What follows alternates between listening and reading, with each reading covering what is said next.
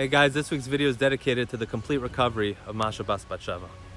We live in a world and a media landscape and where we always hear when there's an issue, someone or something is always getting blamed. The blame game is strong, and as Jews we're pretty familiar with this idea, whether it's scapegoating, of being blamed for some issue or other, even Israel just a month ago.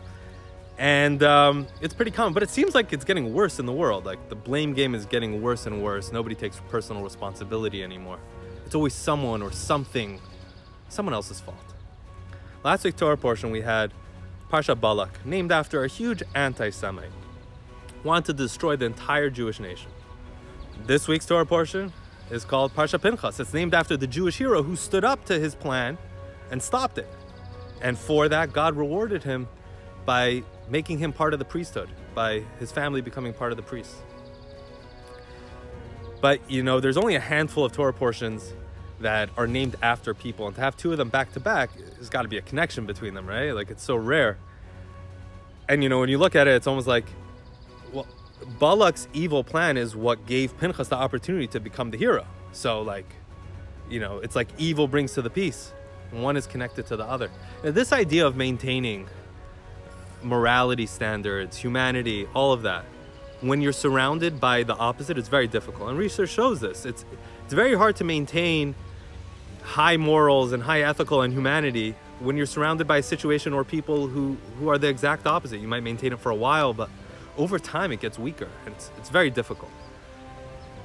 And so how do we not let negativity around us affect us? But B, how can we actually use that negativity to actually bring out our full potential?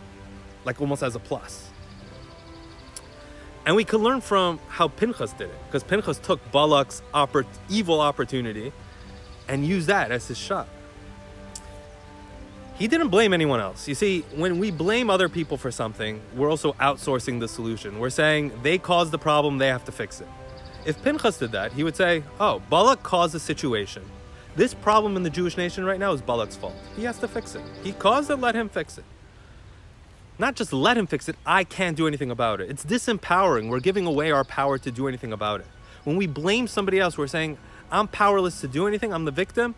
I can't do anything about it. Somebody else, the person who caused it, they have to take care of it.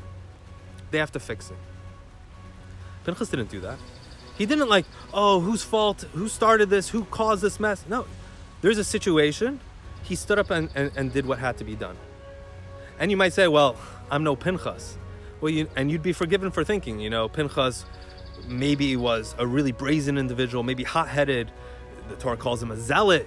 He must have been someone with a lot of chutzpah. But the Torah tells us it was against his nature. He took after his grandfather Aaron, who was a man of peace. This was totally against his nature, what he did.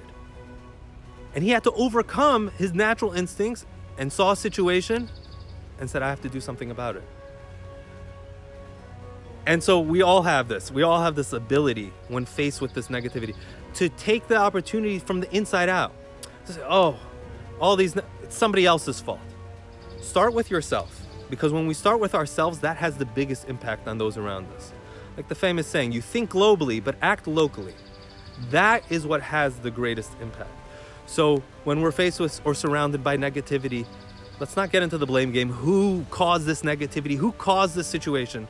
Let's do something about it, starting with ourselves.